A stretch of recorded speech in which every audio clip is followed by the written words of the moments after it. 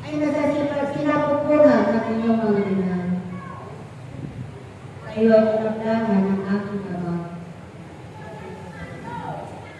para maglingkod sa akin. Ako lang inyong Panginoon na nagpagal ng sakripisyo para sa inyo upang kayo ay magkaroon ng kaligtasan, upang kayo ay magkaroon ng buhay sa lipunan. Ako ang inyong Panginoong Jesus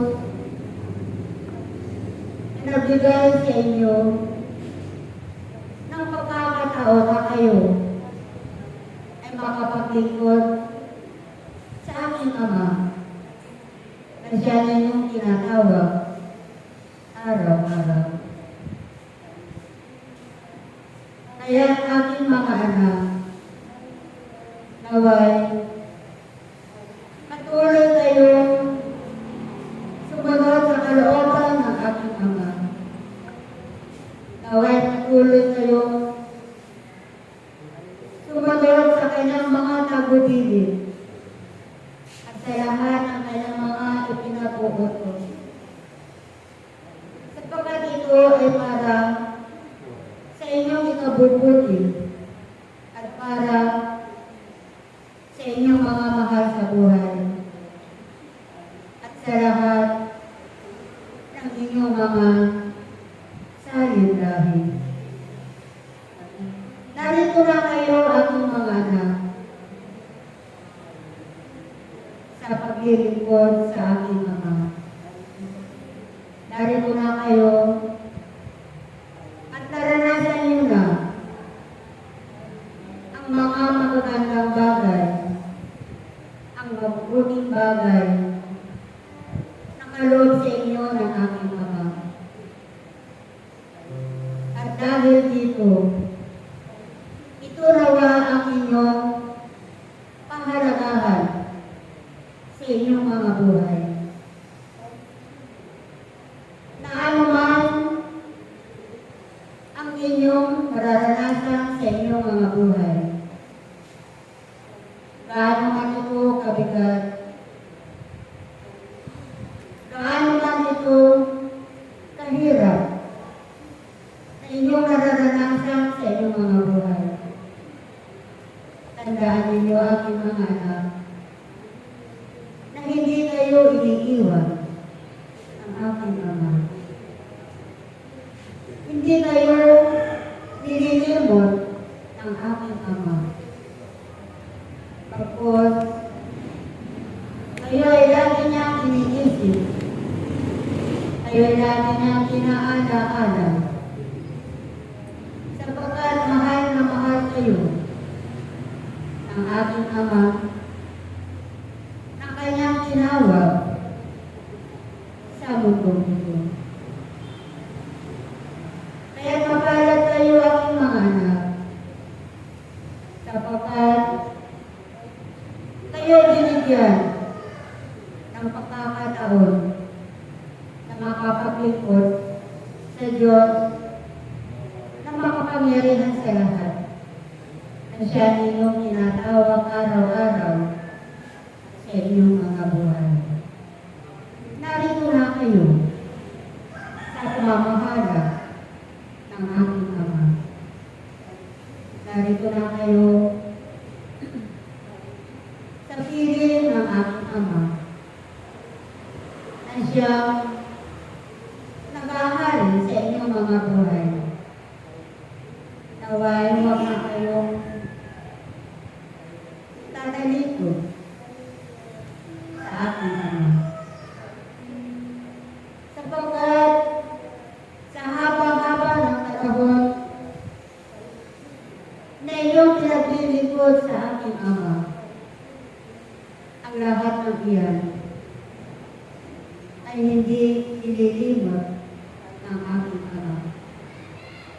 At dahil dyan, sa inyong nasugid na paglilingkod sa Diyos na makapangyarihan sa lahat. Dahil dito, hindi kayo kailanman pababayaan ng aking Ama. Batid ng aking Ama na kayo ay punong-puno ng karamdaman, na kayo ay kulang na kulang sa pananalapi, na kayo ay dumaranas sa mga pagsubok na ipinahintulot ng aking Ama sa inyong mga buhay. Nababatid ng aking Ama na kayo ay nananatiling tapat sa paglilingkod sa Kanya. Kaya sa inyong pagiging matapat na paglilingkod sa aking Ama, ang lahat ng iyan, aking mga anak, ay susuklian ng aking Ama. Ang lahat ng iyan ay gagantihan kayo ng aking Ama. At kailanman ay hindi niya nililimot ang kanyang pangako. Darating ang panahon na kapag dumating na ang panahon na kanyang itinakda para sa biyayang ito, ay tinitiyak ko sa inyo, aking mga anak, na kayo ay mapupuno ng kagalakan. At walang magsisigda ng kagalakan sa inyong mga puso.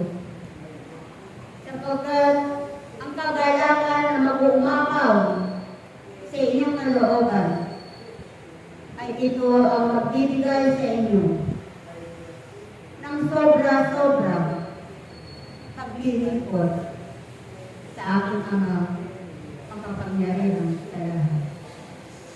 Kayo ay mas lalong iibig sa aking Ama, na kayo ay mas lalong mananalig at magtitiwala sa Diyos na makapangyarihan sa lahat na inyong tinatawag sa inyong mga buhay araw-araw. Batid ko ng bawat isa sa inyo ay nasasalit na. Batid ko ng bawat isa sa inyo ay nakikinig na.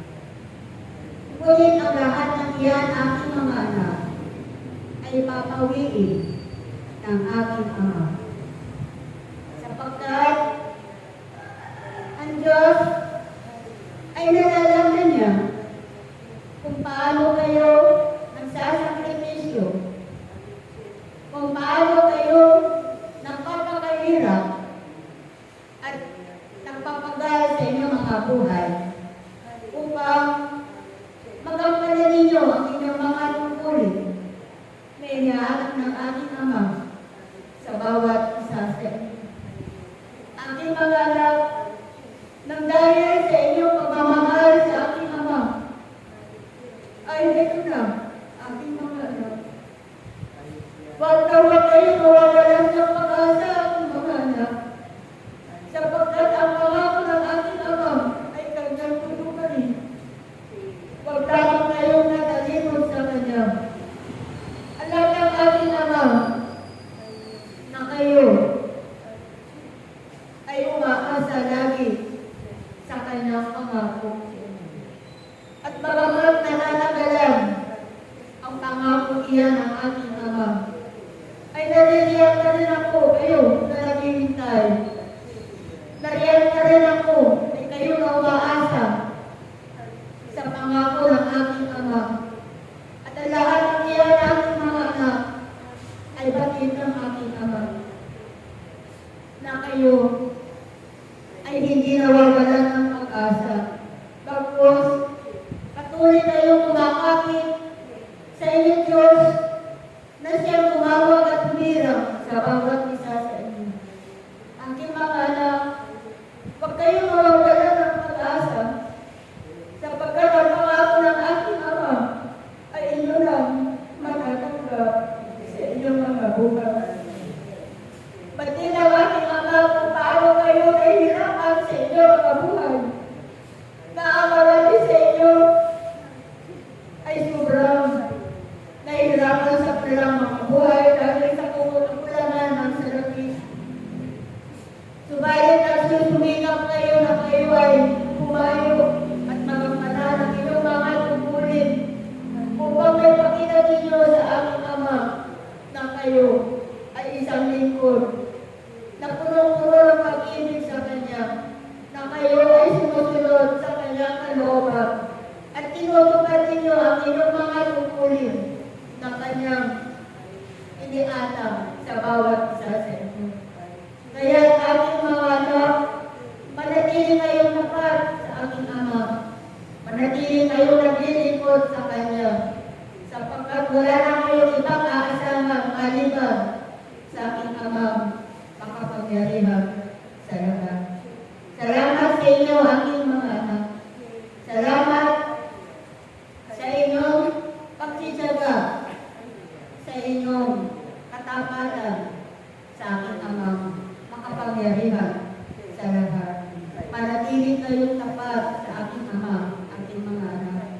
Manatili kayong umiibig sa aking Ama at patuloy kayong susunod sa Kanyang kalooban. Sapagkat ang biyayang inyong hinihintay